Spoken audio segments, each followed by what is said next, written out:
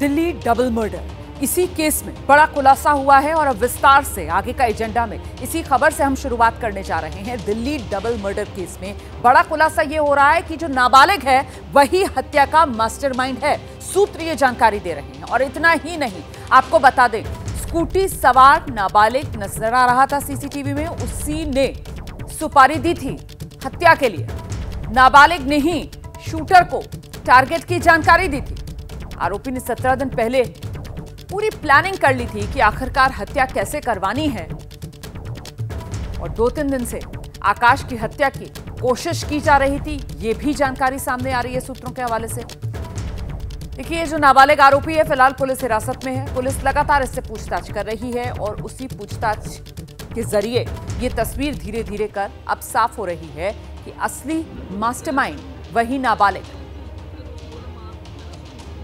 देखिए, घर में घुसकर किस तरीके से फायरिंग की गई, 3 लोगों पर गोलियां बरसाई गई, 2 लोगों की मौत हो गई। दिल्ली में डबल मर्डर का राज क्या, ये सवाल बरकरार। और ऐसे में अब सूत्र ये जानकारी दे रहे हैं कि जो मास्टरमाइंड है वो नाबालिग निकला है। नाबालिग ने ही प्लानिंग कर ली थी, जो शूटर्स थे उनको शिनाख्त करवाई थी कि किसकी हत्या करनी है। सूत्रों के मुताबिक आकाश, जिसकी फायरिंग में मौत हुई, उसके खिलाफ हत्या की कोशिश, मारपीट की धारा के तहत एक एफआईआर दर्ज है आकाश के खिलाफ। इसके अलावा भी कई मामले दर्ज हैं और कुल 6 मामले बताए जा रहे हैं जो आकाश के खिलाफ दर्ज थे। सूत्र ये भी बता रहे हैं आकाश के भाई योगेश के खिलाफ भी 14 मामले दिल्ली पुलिस के अलग अलग थानों में दर्ज। इसमें गैम्बलिंग एक्ट की धारा भी शामिल है। तो ये वारदात को किस तरीके से अंजाम दिया गया, उसकी ये सीसीटीवी वाली तस्वीरें आप देख रहे हैं। एक ही परिवार के 2 लोगों की जान चली गई। जो चश्मदीद मौके पर मौजूद थे उनसे जरा सुनिए कि आखिरकार वारदात के वक्त हुआ क्या था। हम यहाँ दिवाली बना रहे थे, पटाखे फोड़ रहे थे, हमें पटाखे फोड़ रहे थे, तो वो आया एकदम से, पैर छुए उसने। 2 लोग आए थे, एक उसके साथ टोपी मास्क पहन के। उसने आया, उसने उससे बोला मार चला, उसने गोलियां चला दी धड़ाधड़। मैं यहाँ था, वो मेरा छोटे भाई के लग गई, उसका ऑपरेशन चल रहा, मेरा एक भाई यहाँ गया, वो खत्म हो गया। और देखिए, दिल्ली में फर्श बाजार इलाके के बिहारी कॉलोनी में बीती रात दिवाली के मौके पर, मतलब बीच दिवाली में डबल मर्डर की ये जो सनसनीखेज वारदात हुई है, परिवार तो सदमे में है ही, साथ ही साथ जो आसपास के लोग हैं वो भी दहशत में आ गए हैं। और घटनास्थल से एबीपी न्यूज संवाददाता अहमद बिलाल की अब मैं एक रिपोर्ट आपको दिखाती हूँ। दिल्ली के शाहदरा के फर्श बाजार थाना क्षेत्र के बिहारी कॉलोनी में दीपावली की रात को 3 लोगों पर ताबड़तोड़ गोलियां चलाई जाती हैं, जिनमें से 2 शख्स की मौत हो जाती है, जबकि एक जिंदगी अभी भी अस्पताल में जिंदगी और मौत के बीच में जंग लड़ रही है। इस वक्त ये जो बिखरे हुए खून इस बात की गवाही दे रहे हैं कि दिल्ली में इस वक्त अपराधियों के हौसले कितने बुलंद हैं कि बेखौफ अपराधी अब जो दिल्ली वासियों के घर के अंदर घुस करके उन्हें गोलियां बरसा रहे हैं। हम आपको जो तस्वीर दिखा रहे हैं, यहीं पर ये 40 वर्षीय आकाश का घर है, जो कि अपने परिवार के साथ यहाँ इस इलाके शाहदरा के इलाके में रहते हैं। और रात तकरीबन 8:30 बजे के करीब, जो जैसा कि परिवार वालों के मुताबिक 2 हमलावर जो है वो स्कूटी से आते हैं और स्कूटी से उतरने के बाद बाकायदा जो मृतक हैं आकाश,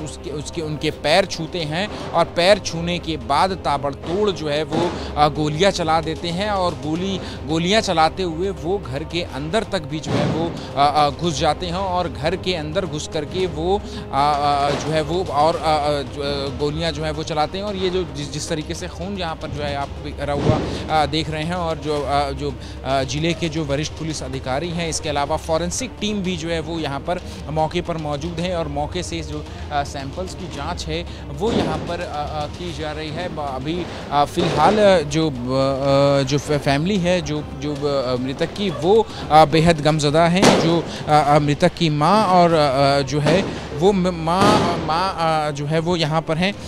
अम्मा, हम समझ सकते हैं कि बहुत ही मुश्किल वक्त है, लेकिन आप उस जगह पर मौजूद थी, क्या देखा? मेरे कोई भी नहीं है, मैं कैसे छोटे छोटे बच्चे पालूंगी।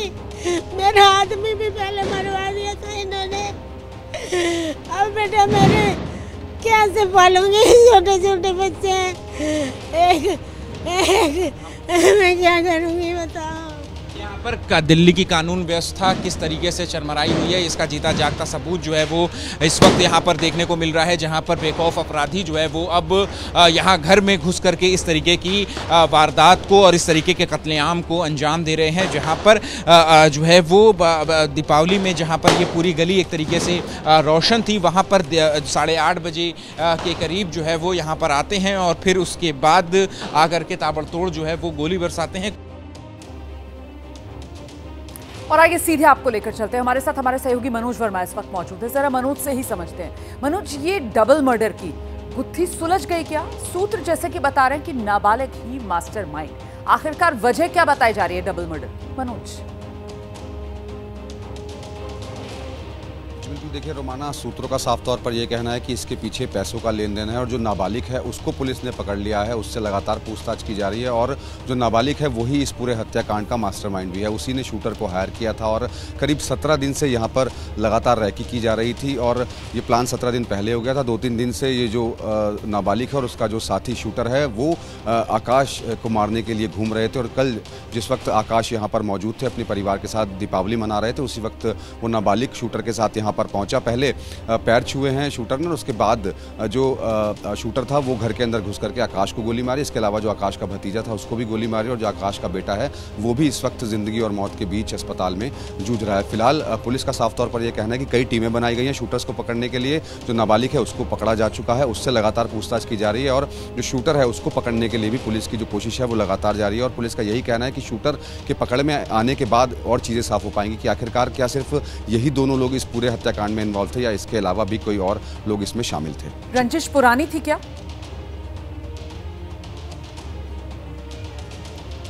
जी बिल्कुल, देखिए जो सूत्र हमें जानकारी दे रहे हैं उसके मुताबिक जो पैसों का लेन देन है वो इसके पीछे बताया जा रहा है। पैसों का लेन देन था और ये काफ़ी पुराना लेन देन था, उसी के चलते इस पूरे हत्याकांड को अंजाम दिया गया। लेकिन पुलिस का साफ तौर पर यह कहना है कि अभी जो नाबालिग से पूछताछ हुई है वो इनिशियल स्टेज पर है, क्योंकि पुलिस नाबालिग ने अभी तक भी जो पुलिस को बताया उसको पुलिस पहले वेरीफाई करेगी और जब वो शूटर पकड़ में आ जाएगा उसके बाद ही तमाम जो चीज़ें हैं वो साफ़ हो पाएगी कि आखिरकार इस हत्याकांड के पीछे की वजह सिर्फ पैसों का लेन देन ही था या फिर कोई और भी वजह थी। तो अभी फिलहाल नाबालिग हिरासत में है, उससे लगातार पूछताछ जारी है और जो पूछताछ में वो अपने बयान दे रहा है उसको वेरीफाई किया जाएगा। इसके अलावा जो शूटर हैं वो क्या सिर्फ एक ही शूटर था, इसके अलावा भी क्या और लोग भी बाहर वेट कर रहे थे, उसकी जानकारी पुलिस इकट्ठा कर रही है। इलाके की तमाम सीसीटीवी फुटेज को खंगाला जा रहा है और शूटर की तलाश में जो पुलिस की कई टीमें हैं वो शूटर को ढूंढ रही हैं। पुलिस की शक की सुई जो है वो इस नाबालिग पर आकर अटकी कैसे? इस नाबालिग को हिरासत में लेकर पुलिस ने पूछताछ शुरू क्यों की? इसके बारे में भी जरा विस्तार से जानकारी दीजिए। जी बिल्कुल, देखिए रोमाना, जिस वक्त इस हत्याकांड को अंजाम दिया गया उस वक्त परिवार के लोग यहाँ पर मौजूद थे और हत्याकांड होने के बाद जब पुलिस की टीम यहाँ पर पहुँची तो परिवार के लोगों ने ही पुलिस को ये बताया था कि जो ये कत्ल है उस कत्ल में जो नाबालिग है वो इन्वॉल्व है और वो इनका कोई रिश्तेदारी है, वो जानकारी है। उसके बाद पुलिस की कई टीमों ने उस नाबालिग की तलाश की और नाबालिग सबसे पहले पुलिस की पकड़ में आ गया और उससे जब पूछताछ हुई तब उसने जो खुलासा किया है उसने ये बताया है कि जो आकाश है उसको आकाश से कुछ पैसे लेने थे, जिसके चलते उसने इस हत्याकांड को अंजाम दिलवाया। सिर्फ ये जो प्लानिंग थी वो करीब 17 दिन से की जा रही थी। 17 दिन से ये लोग लगातार प्लानिंग कर रहे थे। शूटर को कहां से हायर किया गया था, कौन था शूटर, इसकी जानकारी भी फिलहाल पुलिस जुटा रही है। लेकिन जो 2-3 दिन पहले से लोग लगातार घूम रहे थे और कल इनको मौका मिला जब यहीं पर आकाश अपने परिवार के साथ मौजूद थे और यहाँ पर दीपावली मना रहे थे, तभी जो शूटर थे वो नाबालिग के साथ शूटर यहाँ पर पहुँचा है और उसके बाद उसने घर के अंदर घुसकर पहले पैर छुए हैं आकाश के, उसके बाद घर के अंदर घुसकर आकाश पर ताबड़तोड़ गोलियां चला दी। घर के अंदर आकाश का बेटा भी मौजूद था जो वो भी नाबालिग है और जब जो भतीजा था वो शूटर के पीछे भागा तब शूटर ने उसको भी गोली मार दिया। तो इस मामले में जो है 2 लोगों की मौत हो गई, जबकि जो आकाश का बेटा है वो अभी इस वक्त अस्पताल में भर्ती है जिसका इलाज चल रहा है। तो पुलिस के जो सूत्र हैं उनका साफ तौर पर यह कहना है कि तमाम जो टीमें हैं वो शूटर की तलाश में लगातार जुटी हुई हैं और शूटर की तलाश की जा रही है और ये जानने की कोशिश की जा रही है कि आखिरकार नाबालिग ने शूटर को कहां से हायर किया था, क्या खुद ही हायर किया था या नाबालिग के पीछे भी इसके अंदर कोई और लोग शामिल हो सकते हैं। तो पुलिस की कई टीमें अभी फिलहाल शूटर को पकड़ने में जुटी हुई हैं। बहुत शुक्रिया आपका मनोज वर्मा इस जानकारी के लिए। तो कुल मिलाकर दिवाली की खुशियों के बीच मातम पसर गया। फिलहाल नाबालिग पुलिस हिरासत में, जिससे लगातार पुलिस पूछताछ कर रही है और तलाश की जा रही है शूटर की। लखनऊ में बीजेपी और समाजवादी पार्टी के बीच पोस्टर वॉर थमने का नाम नहीं ले रही है। नया पोस्टर लखनऊ में देखने के लिए मिल रहा है। राजभवन चौराहे से लेकर समाजवादी पार्टी के दफ्तर की तरफ जो सड़क जाती है वहां पर पोस्टर लगाया गया है और पोस्टर में लिखा हुआ है, जुड़ेंगे तो जीतेंगे। तो देखिए किस तरीके से ये पोस्टर वॉर और एक के बाद एक अलग अलग किस्म के पोस्टर्स जो लखनऊ की सड़कों पर देखने के लिए मिल रहे हैं। कभी पोस्टर पर लिखा दिखता है, बटेंगे तो कटेंगे, कभी 27 का सत्ताधीश, और अब समाजवादी पार्टी का ये नया पोस्टर, जुड़ेंगे तो जीतेंगे। दिखाते हैं आपको अपने सहयोगी विवेक राय की एक रिपोर्ट। 9 सीटों पर विधानसभा के उपचुनाव होने हैं, तो वहीं 2027 के चुनाव की भी तैयारी उत्तर प्रदेश में शुरू हो गई है। लगातार अलग अलग पोस्टर 2024 लोकसभा चुनाव के बाद दिखाई दे रहे हैं और आज एक नया पोस्टर जो चर्चा का विषय बना हुआ है वो ये पोस्टर है जिस पर लिखा है अखिलेश की तस्वीर के साथ, जुड़ेंगे तो जीतेंगे। पिछले दिनों एक जो नारा आया था, एक जो बात कही गई थी कि अगर बटेंगे तो कटेंगे, उसकी काट में लगातार अलग अलग बयानबाजी समाजवादी पार्टी के नेताओं की तरफ से की जा रही है और उसी कड़ी में ये पोस्टर है जिसमें लिखा गया है, जुड़ेंगे तो जीतेंगे। ये विक्रमादित्य मार्ग है, अखिलेश यादव के दफ्तर और उनके आवास के बीच की जो सड़क है उसके बीच में ये पोस्टर लगे हैं। सामने ये 27 का सत्ताधीश का पोस्टर अपने आप में बेहद चर्चा का विषय बना रहा जब अखिलेश यादव का वास्तविक जन्मदिन था, उस दौरान ये पोस्टर। और वहीं जो जिस नारे की बात हमने कही, अगर बटेंगे तो कटेंगे, उसकी काट में एक और पोस्टर बगल में लगा है, न बटेंगे न कटेंगे, 2027 को नफरत करने वाले हटेंगे, हिंदू मुस्लिम एक रहेंगे तो नेक रहेंगे। आगे एक और पोस्टर आपको दिखाई देगा, यूपी का संदेश, 27 का जनादेश, पीडीए के अखिलेश। यानी लगातार जो समाजवादी पार्टी के नेता हैं, समाजवादी पार्टी के जो कार्यकर्ता हैं, वो अपने लोगों के बीच में उनका जो एनर्जी लेवल है उसको बूस्टअप करने के लिए, उनमें कार्यकर्ताओं में उत्साह भरने के लिए लगातार जो पोस्टर वॉर है वो दिखाई दे रही है। पोस्टरबाजी करके अपने कार्यकर्ताओं में उत्साह भी भरा जा रहा है और जुड़ेंगे तो जीतेंगे का जो एक पोस्टर है वो आज यहाँ विक्रमादित्य मार्ग पर लगाया गया है। कैमरामैन प्रेम सिंह के साथ। जुड़ेंगे तो जीतेंगे, इस पोस्टर को लेकर अब राजनीति गर्मा गई है। बीजेपी की तरफ से वार किया जा रहा है और बीजेपी कह रही है जो हमेशा बांटने की कोशिश करते हैं अब वो जोड़ने की बात कर रहे हैं। वहीं समाजवादी पार्टी पलटवार कर रही है, कह रहे हैं जुड़ेंगे तभी तो नफरत की राजनीति खत्म होगी। हमेशा बांटने का प्रयास करते रहे हैं, कभी जाति के नाम पर, कभी क्षेत्र के नाम पर, कभी बोली के नाम पर, अलग अलग प्रकार से बांटने की राजनीति करने वाले लोग आज जोड़ने की बात कर रहे हैं। उत्तर प्रदेश के मुख्यमंत्री योगी आदित्यनाथ जी ने बटोगे तो कटोगे नारा क्या दिया कि सब अब जोड़ने पर उतारू हो गए। जोड़ना अच्छी बात है, सकारात्मक है, लेकिन अपने आचरण में लाइए। केवल नारे लगाने से, केवल होर्डिंग लगा देने से ये जोड़ने का नाटक नहीं हो सकता है। आपको जोड़ना है तो सबका साथ, सबका विकास, सबका विश्वास और सबका प्रयास, इस मूल मंत्र पर काम करना होगा, सबको साथ लेकर चलना होगा। पीडीए जुड़ेगा तभी भारतीय जनता पार्टी की नफरत और बंटवारे की राजनीति को समाप्त किया जा सकेगा। पीडीए जुड़ेगा तभी आरक्षण मिलेगा, पीडीए जुड़ेगा तभी रोजगार मिलेगा। तो वो पोस्टर लगा है, समाजवादी पार्टी समझती है कि पीडीए सब मिलके भारतीय जनता पार्टी को हराएंगे।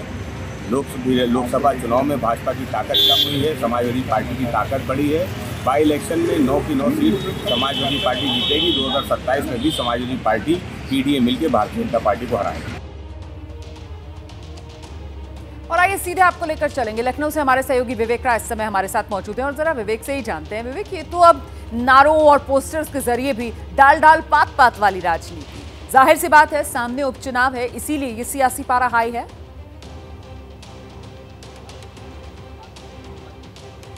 जी बिल्कुल, उपचुनाव के पहले तो सियासी पारा हाई ही है और ये अभी से संदेश 2027 के लिए भी समाजवादी पार्टी के लोग कहीं ना कहीं देना शुरू कर चुके हैं। सामने जो पोस्टर है, एक बार फिर से वो पोस्टर देखिए, जुड़ेंगे तो जीतेंगे। ये प्रदेश सचिव हैं समाजवादी पार्टी के विजय प्रताप यादव, उन्होंने ये पोस्टर लगवाया है और जो नारा पिछले दिनों भारतीय जनता पार्टी के नेता उत्तर प्रदेश के मुख्यमंत्री की तरफ से दिया गया था, बटेंगे तो कटेंगे, उसके बाद सपा की तरफ से लगातार अलग अलग पोस्टरबाजी की जा रही है। एक और पोस्टर उधर की तरफ मैं आपको दिखाऊंगा जिसमें लिखा है न बटेंगे न कटेंगे, 2027 को नफरत करने वाले जो है वो हटेंगे। और एक मैसेज देने की कोशिश सपा के जो नेता हैं वो अपने कार्यकर्ताओं के बीच में लगातार ये देने की कोशिश कर रहे हैं कि वो जो बीजेपी का नारा है बटेंगे तो कटेंगे, उसकी काट में वो एकजुट रहने की बात लगातार कह रहे हैं। 27 का सत्ताधीश का पोस्टर अपने आप में चर्चा का विषय बना ही हुआ था और इस पोस्टर के बाद भी 27 का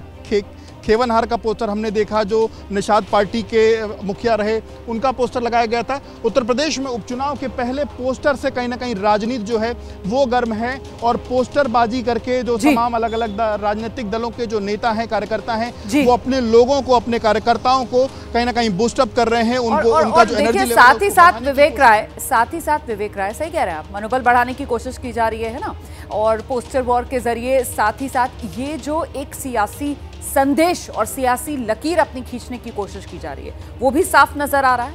मतलब जुड़ेंगे तो जीतेंगे। अब ये जो नारा और पोस्टर समाजवादी पार्टी की तरफ से लाया गया है, इससे साफ है कि अगली बड़ी लड़ाई 27 में होनी है और 27 में भी वो पीडीए वाला जो समीकरण है उसी को लेकर समाजवादी पार्टी आक्रामक तरीके से आगे बढ़ने वाली है। जुड़ेंगे तो जीतेंगे, यही संदेश।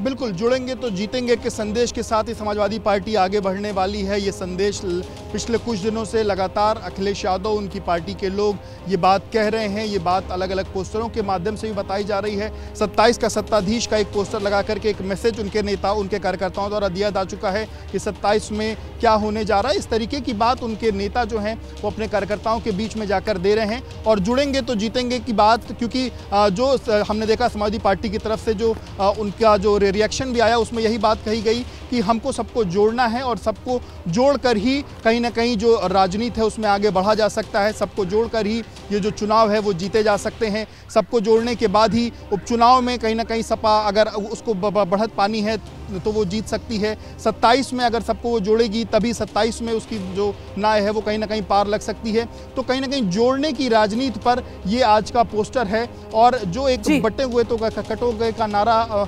सीएम योगी के द्वारा दिया गया था, उसकी काट में ये राजनीति शुरू हुई है उत्तर प्रदेश में और अलग अलग नेता उसकी काट में अलग अलग बयानबाजी करते हुए उत्तर प्रदेश में दिखाई दे रहे हैं। और ये अगले 10 दिन 12 दिन उत्तर प्रदेश में बेहद अहम है। 13 तारीख को उपचुनाव है, आज 1 तारीख हो चुकी है, 9 सीटों पर उपचुनाव और ये अपने आप में एक सेमीफाइनल के तौर पर इसको देखा जा रहा है क्योंकि 2027 का जो चुनाव है वो अपने आप में बेहद अहम है। भारतीय जनता पार्टी तीसरी बार सत्ता में आने के लिए पूरी मेहनत अभी से करना शुरू कर चुकी है। समाजवादी पार्टी, बहुत शुक्रिया आपका विवेक राय तमाम जानकारी के लिए। तो कुल मिलाकर बटेंगे तो कटेंगे की काट के तौर पर जुड़ेंगे तो जीतेंगे कारगर कितना होगा, इसके लिए तो आने वाले समय का इंतजार करना पड़ेगा। और इस बीच उत्तर प्रदेश में उपचुनाव के बीच दिवाली पर मुख्यमंत्री योगी आदित्यनाथ ने बड़ा बयान दिया।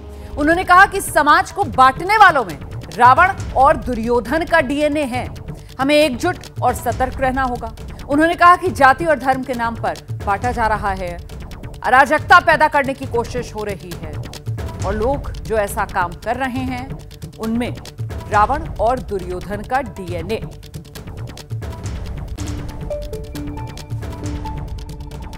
आज जब प्रहार हो रहे हैं, कोई जाति के नाम पे बांट रहा है, कोई क्षेत्र के नाम पे बांट रहा है, कोई भाषा के नाम पे बांट रहा है, कोई अव्यवस्था पैदा कर रहा है। याद करना, ये बांटने वाले तत्व, इनमें रावण और दुर्योधन का ही डीएनए इसमें काम कर रहा है। ये वही काम कर रहे हैं जो त्रेता युग में रावण ने किया था। और याद करना, जब भी आप इन लोगों को, बांटने वाले तत्वों को धोखे से अगर मौका दे दिया, ये फिर वही काम करेंगे, गुंडागिर्दी का, अराजकता का, दंगा कराने का। कहीं ताड़का को भेजेंगे, खरदूषण को भेजेंगे, कहीं चंड-मुंड इनके जाएंगे, अव्यवस्था पैदा करेंगे, दुर्व्यवस्था पैदा करेंगे। बेटी की सुरक्षा के लिए, किसी बहन की सुरक्षा के लिए ये लोग खतरा पैदा होंगे। कहीं पर गरीबों की जमीनों पर कब्जा करेंगे, कहीं व्यापारी का अपहरण करेंगे, कहीं रात चलते हुए किसी राहगीर को गोली मारेंगे, कहीं दंगा भड़काएंगे, पर्व और त्योहार के पहले दंगा भड़काएंगे, उसमें खलल डालने का काम करेंगे। यही तो ये लोग करते थे 2017 के पहले। और उधर महाराष्ट्र में बागियों ने दोनों गुट, दोनों गठबंधन, चाहे महाविकास आघाड़ी हो या फिर महायुति हो, दोनों की टेंशन बढ़ा रखी है। महाराष्ट्र के चुनावी मैदान में 50 से ज्यादा बागी हैं। महायुति के सबसे ज्यादा 36 बागी जो मैदान में उतरे हुए हैं। इसमें बीजेपी के 19 हैं, शिवसेना शिंदे गुट के 16 बागी हैं। महाविकास आघाड़ी के भी 14 बागी चुनावी मैदान में गठबंधन का खेल बिगाड़ सकते हैं। 1995 के विधानसभा चुनाव में भी ऐसी ही तस्वीर बनी थी और 1995 में 45 निर्दलीय जीतकर पहुंच गए थे विधानसभा। तो आखिरकार इस बार महाराष्ट्र विधानसभा चुनाव क्या होने वाला है, इसी को लेकर सबकी दिलचस्पी बनी हुई है। खासतौर से जिस तरीके से ये बागी और संख्या इनकी इतनी ज्यादा है, इसीलिए सुर्खियों में ये आ रहे हैं। 50 के आसपास बागी और दोनों ही गठबंधनों की दिक्कतें बढ़ाते हुए सीधे आपको लेकर चलेंगे। हमारे साथ हमारे सहयोगी गणेश ठाकुर इस वक्त मौजूद हैं। बागी मुसीबत बढ़ा रहे हैं दोनों ही गठबंधनों की। गणेश जी रोमाना, देखिए इसका फॉर्मूला यही है कि जिसकी ज्यादा सीटें उसको ज्यादा सिरदर्द। अब भाजपा 150 पार सीटें लड़ रही हैं, तो उनके 36 में से 19 बागी उनके खड़े हो गए उनके खिलाफ। तो वहीं एमवीए में अगर कहा जाए तो 14 तो सामने दिख रहे हैं, जिनमें 10 तकरीबन कांग्रेस के हैं और बाकी शिवसेना और इनके हैं, शरद पवार गुट के। लेकिन इसके अलावा 14 के अलावा 4 और हैं जहां पर 2-2 एबी फॉर्म दिए गए हैं दोनों ही पार्टियों, तीनों ही पार्टियों की तरफ से। यानी जिसमें दक्षिण सोलापुर, पंढरपुर, सांगोला और परांडा, ये 4 सीटें, यानी उनके कुल 18 होते हैं। तो ऐसा देखा जाए तो करीब करीब 54 ऐसी सीटें हैं जहाँ पे बागी खड़े हैं और जो दिक्कत कर सकते हैं एबी फॉर्म्स के साथ। अब अगर महायुति की बात करें तो महायुति में भाजपा ने शिंदे गुट के खिलाफ जो सीटें हो रही है उसमें 10 शिंदे के खिलाफ उनके बागी खड़े हो गए हैं। तो तकरीबन 9 एनसीपी अजीत पवार के सामने भाजपा के निर्दलीय या बागी लोग खड़े हैं। इसके अलावा अगर देखा जाए तो शिंदे ने 9 भाजपा की जो सीटें हैं उनके बागी 9 जगहों पर खड़े हैं शिंदे के। तो 7 सीटें ऐसी हैं जहां पर एनसीपी को टिकट मिला है और उनके 7 बागी खड़े हैं। इसके अलावा कांग्रेस एनसीपी में भी कुछ सीटों पर पीछे हटे हैं लोग, यानी धारावी की सीट पकड़े तो वहां पर उद्धव ठाकरे गुट के एक बागी ने टिकट भरा था और नामांकन भरा था।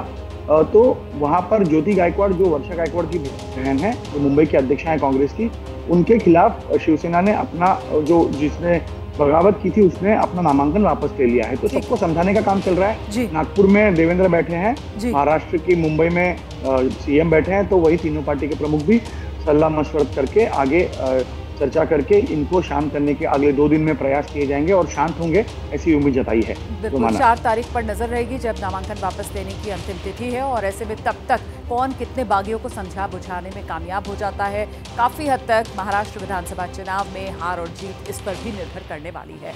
कर्नाटक के चिकमंगलुर में आज बड़ा हादसा चल गया। पहाड़ी पर देवीरम्मा मंदिर में मेला लगता है और यहाँ भक्त जो हैं वो नंगे पांव पहाड़ी पर चढ़कर इस मेले में हिस्सा लेने के लिए पहुंचते हैं। भक्तों की भारी भीड़ और उस हिसाब से यहाँ इंतजाम थे नहीं, इसीलिए धक्का मुक्की शुरू हो गई। इस दौरान कई लोग घायल भी हो गए। घायलों को इलाज के लिए अस्पताल भेजा गया है, लेकिन अच्छी बात यह रही कि कोई भी गंभीर रूप से जख्मी नहीं हुआ है। सिर्फ प्राथमिक उपचार के बाद उन्हें अस्पताल से छुट्टी दे दी गई। सीधे आपको लेकर चलेंगे, हमारे साथ हमारे सहयोगी आशीष इस वक्त मौजूद हैं और जरा आशीष कुमार से ही जानते हैं कि हर बार ये मेला लगता है और ऐसे में इस बार इंतजाम पर्याप्त क्यों नहीं किए गए, हालात ऐसे क्यों बने, जवाबदेही और जिम्मेदारी किसकी आशीष? जी देखिए, नरक चतुर्थी के मौके पर इस प्रसिद्ध मंदिर में लोग दर्शन के लिए आते हैं। रात में ये दर्शन होता है और पूरे दिन लोग चढ़कर शाम को देवी के मंदिर में दर्शन करते हैं और उसके बाद वो नीचे उतरते हैं। नरक चतुर्थी के खास मौके पर यह आयोजन होता है। इस बार भी आयोजन हुआ। लोग जगह जगह से, कर्नाटक के अलग अलग जिलों से यहाँ पहुंचे थे देवी के दर्शन के लिए। यहाँ पर ये हुई कि बारिश हो रही थी और अलग अलग रास्तों से करीब 3000 फीट समुद्र तल से ऊंची इस पहाड़ी के ऊपर लोग चढ़ने लगे और इस दौरान चूंकि बारिश हो रही थी, चट्टानें काफी फिसलन भरी थी, झाड़ियां थी और इसकी वजह से करीब 1 दर्जन लोग घायल हुए हैं। कुछ लोगों को फ्रैक्चर की शिकायत हुई है, उनको अस्पताल में भर्ती कराया गया। बाकी लोग सुरक्षित रहे। हजारों की तादाद में लोग आए थे। प्रशासन ने व्यवस्था की थी, लेकिन जो लोग अन्य रास्तों से, तय रास्तों के अलावा अन्य रास्तों से पहाड़ी के ऊपर चढ़ रहे थे, बारिश में फिसलन भरी चट्टानों की वजह से वो नीचे गिरे और उनको चोटें आई हैं, जिनका इलाज किया जा रहा है। बिल्कुल, वो तस्वीरों में भी दिख रहा है कि जो तय रास्ता है सिर्फ उसी रास्ते पर नहीं बल्कि पहाड़ के दोनों तरफ से आप देखिए किस तरीके से लोग जो है वो चढ़ते हुए नजर आ रहे हैं और शायद इसी वजह से बारिश का मौसम, फिसलन और ये जो लोगों को चोटें आई, जो घायल हो गए लोग। आशीष, बहुत शुक्रिया आपका इस तमाम जानकारी के लिए। हम आगे बढ़ रहे हैं, अगली खबर का मैं रुख करती हूँ। आपको दिल्ली में यमुना की तस्वीर जरा दिखा देते हैं जो बेहद जहरीली नजर आ रही है। आज यमुना में जबरदस्त झाग नजर आ रहा है। यमुना की सफाई को लेकर दावे तो बहुत हुए, लेकिन ये है असली तस्वीर यमुना की। आज की तस्वीर है ये, जरा देखिए, ये सफेद झाग, जहरीला झाग यमुना में उफान मारता हुआ। यमुना की आज की तस्वीर, और इस तस्वीर को देखकर ही हालात यमुना में क्या हैं इसका अंदाजा आप लगा सकते हैं। और अब बस अगले हफ्ते ही छठ पूजा है और ऐसे में यहां पर जो श्रद्धालु हैं मजबूर होंगे वो इसी पानी में उतरकर सूर्यदेव को अर्घ देने के लिए। और इस दौरान ये यमुना की हालत, ये गंदगी, ये सफेद झाग, जहरीला झाग। सफाई को लेकर दावे बड़े बड़े हुए। कहां तो ये कहा गया था कि 2025 तक तो बिल्कुल यमुना पूरी तरीके से साफ कर दी जाएगी, लेकिन यमुना की सफाई सिफर। उसी तरीके की गंदगी, उसी तरीके का ये जहरीला सफेद झाग यमुना में कायम।